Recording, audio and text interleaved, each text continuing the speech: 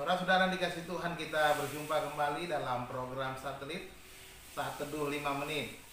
Marilah kita siapkan hati kita untuk membaca firman Tuhan. Terlebih dahulu kita bersatu dalam doa.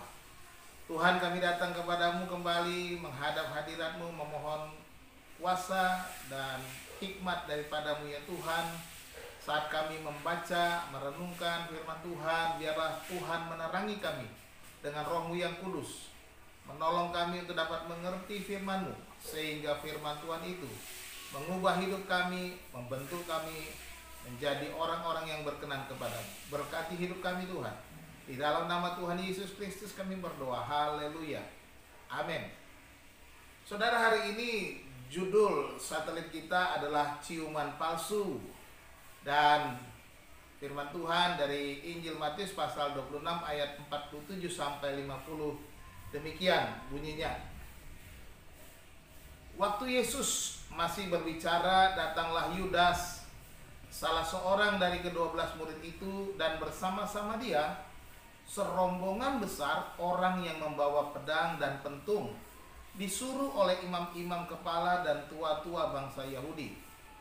Orang yang menyerahkan dia telah memberitahukan tanda ini kepada mereka. Orang yang akan kucium, itulah dia, tangkaplah dia. Dan segera ia maju mendapatkan Yesus dan berkata, "Salam, Rabi," lalu mencium dia. Tetapi Yesus berkata kepadanya, "Hai teman, untuk itukah engkau datang?" Maka majulah mereka memegang Yesus dan menangkapnya. Demikian firman Tuhan. Saudara-saudara, ciuman pada masa Yesus pada waktu itu adalah sebuah tanda persaudaraan, sebuah persahabatan, dan merupakan sebuah budaya yang sudah terbiasa sejak zaman dahulu. Di dalam Alkitab ada banyak peristiwa atau orang-orang yang melakukan itu. Ketika Yakub hendak meminta berkat kesulungan dari ayahnya Ishak, Ishak pun berkata, "Datanglah dekat-dekat dan ciumlah aku." Dia berharap bisa mengenali anaknya, karena dia sudah tidak melihat apakah yang datang Esau atau Yakub. Dan banyak lagi. Samuel juga mencium Saul saat dia melantik Saul menjadi raja. Daud dan Yonatan juga bercium-ciuman setelah mereka mengikrarkan janji setia sebagai seorang sahabat yang saling menjaga.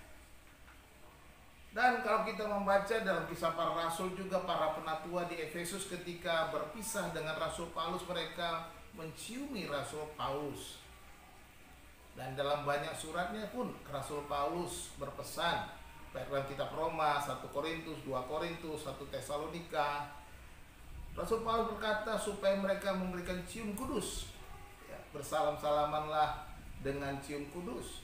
Demikian juga Petrus dalam suratnya juga dia berkata, "Berilah salam seorang kepada yang lain dengan cium yang kudus," dalam 1 Petrus 5 ayat yang ke-14. Jadi mencium ini adalah sebuah kebudayaan, sebagaimana sering juga kita melihat di masa kini ketika seseorang bertemu, bersalaman, dan kemudian cium pipi kiri, pipi kanan. Dan itu yang mereka lakukan sebagai tanda persahabatan atau persaudaraan, tanda mereka saling mengenal.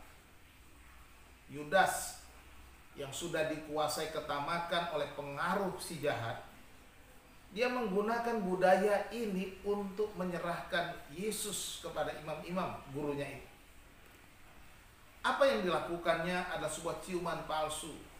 Tidak ada kasih sama sekali di dalamnya. Yudas menggunakan budaya ciuman ini agar ia tidak merasa dicurigai. Dia berpikir teman-teman murid-murid yang lain tidak akan curiga dengannya.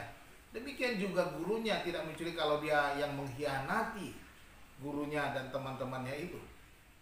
Baginya adalah bagaimana bisa mendapatkan keuntungan dari cara yang mudah sekali. Karena dia sudah menjual Yesus dengan 30 keping perak dan ditandai dengan sebuah ciuman. Sebagaimana kita baca tadi. Sebagai seorang percaya dan pengikut Kristus, janganlah menjual iman kita dengan cara-cara kemunafikan. berpura-pura di hadapan orang lain, mungkin karena malu diketahui imannya. Iman yang palsu akan nampak dari cara hidup yang palsu juga, yang munafik.